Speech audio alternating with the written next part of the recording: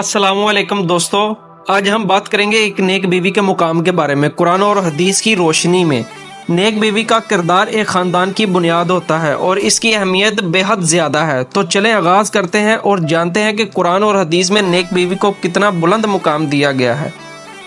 قرآن مجید میں اللہ تعالیٰ فرماتا ہے اور نیک عورتیں فرما بردار ہوتی ہیں اور غیر موجودگی میں بھی اللہ کی حفاظت میں شوہر کے حقوق کی حفاظت کرتی ہیں۔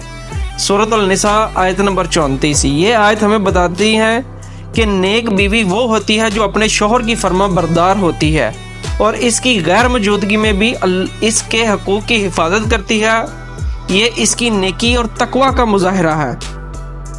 ایک جگہ پہ رسول اللہ صلی اللہ علیہ وسلم نے فرمایا، دنیا سراسر متاع ہے اور دنیا کی بہترین متاع نیک بیوی ہے۔ مسلم شریف کی یہ حدیث ہے۔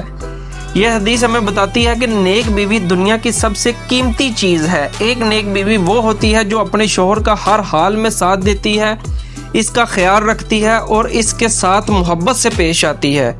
ایک اور حدیث میں آیا ہے کہ جب ایک مرد اپنی بیوی کی طرف محبت سے دیکھتا ہے اور بیوی اپنے شوہر کی طرف محبت سے دیکھتی ہے تو اللہ تعالیٰ ان دونوں کی طرف محبت سے دیکھتا ہے۔ یہ ترمذی شریف کی حدیث ہے۔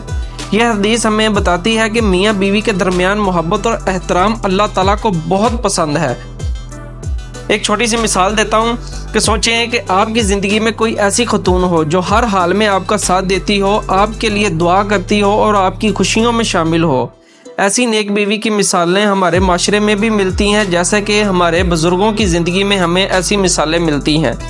ایک اور مثال لیں حضرت خدیجہ رضی اللہ عنہا کی۔ وہ رسول اللہ صلی اللہ علیہ وسلم کی پہلی بیوی تھی اور ان کا کردار بہت عظیم تھا۔